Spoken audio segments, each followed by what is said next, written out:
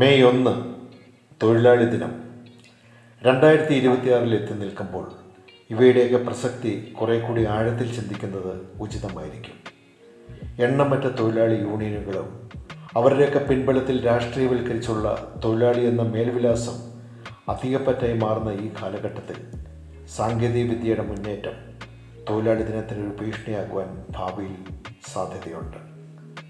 വൈകാരികത നഷ്ടപ്പെട്ടുകൊണ്ടിരിക്കുന്ന തൊഴിലാളി സമൂഹവും വൈകാരികത ഇല്ലാത്ത സാങ്കേതിക വളർച്ചയും തമ്മിലാണ് ഇനിയുള്ള മത്സരം.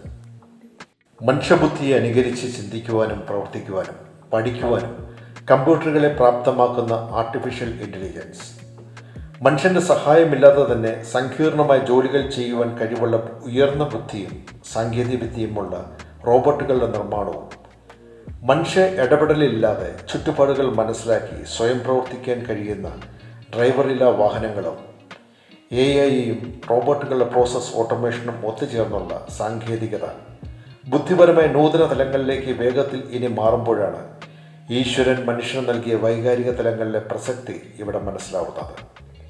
കമ്പനികൾ തൊഴിലാളികളുടെ എണ്ണം കുറച്ചുകൊണ്ട് പുതിയ രീതികൾ ഉപയോഗിച്ച് മെച്ചപ്പെട്ട പുരോഗതികൾ കൈവരിക്കുന്ന വാർത്തകൾ നാം കേൾക്കാറുണ്ടല്ലോ.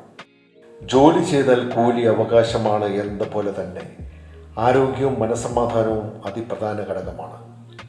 കാലഘട്ടത്തിനനുസരിച്ച് നിയമങ്ങൾ പുതുക്കൽ, മാറ്റങ്ങൾക്കനുസരിച്ചുള്ള ശരിയായ തൊഴിൽ ബോധവൽക്കരണം പകർന്നു നൽകൽ, ലേബർ കോഡിൻ്റെ പ്രാധാന്യം പോലെ ഓരോ നിയമാവലിയെയും കുറിച്ചുള്ള വ്യക്തമായ വെളിപ്പെടുത്തലുകൾ എന്നിവ രാഷ്ട്രീയ മുതലെടുപ്പ് ചെലുത്താതെ തൊഴിലാളികളുടെ ദീർഘകാല ക്ഷേമ പദ്ധതിയായി വിലയിരുത്തി നടപ്പിലാക്കേണ്ടത് ഓരോ ഭരണാധികാരികളുടെയും ചുമതലയാണ്.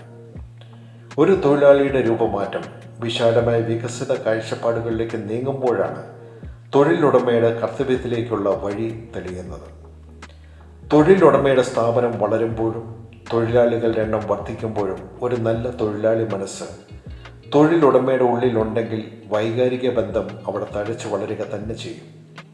അവിടെ സാങ്കേതികതയും ജീവനക്കാരെയും ഫലപ്രദമായ രീതിയിൽ വിനിയോഗിക്കുന്നു എന്നതാണ്.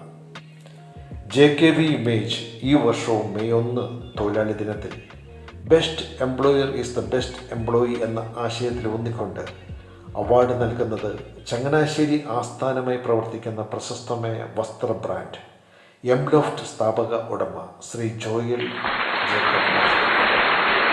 സാരികൾ, മറ്റ് ഡിസൈനർ വസ്ത്രങ്ങൾ, വിവിധ തരം മെറ്റീരിയലുകൾ, ബ്രൈഡൽ കാഷ്വൽ വസ്ത്രങ്ങൾക്ക് പേരുകേട്ട ഈ സ്ഥാപനം തിരുവനന്തപുരത്തും തൻ്റെ സാന്നിധ്യം അറിയിച്ചിട്ടുണ്ട്.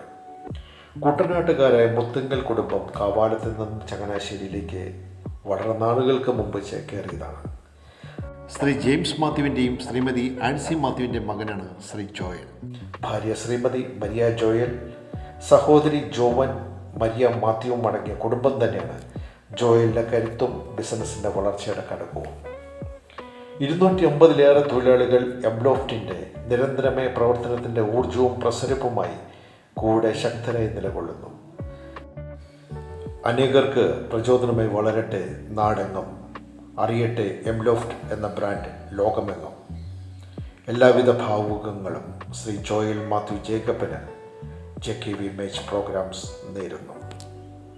ചെറുതും വലുതുമായ സംരംഭങ്ങൾ തടസ്സങ്ങളില്ലാതെ വളരുവാൻ ഇവിടെ സാധിക്കട്ടെ. ആശയങ്ങൾ വികസനങ്ങളായി പരിണമിക്കട്ടെ. സുതാര്യമായ നയങ്ങളും പരിസ്ഥിതിക്ക് അനുയോജ്യമായ പ്രവർത്തനങ്ങളെ പ്രോത്സാഹിപ്പിക്കുന്ന വ്യവസായങ്ങൾ സംജാതമാകുവാൻ നമ്മുടെ നാടിനും കഴിയട്ടെ. തൊഴിലവസരങ്ങളുടെ സാധ്യതയുള്ള വികസിത സംസ്ഥാനമായി കേരളവും നമ്മുടെ രാജ്യവും അഭിവൃദ്ധി പ്രാപിക്കട്ടെ. മാറ്റം ഇവിടെ സാധ്യമാവട്ടെ.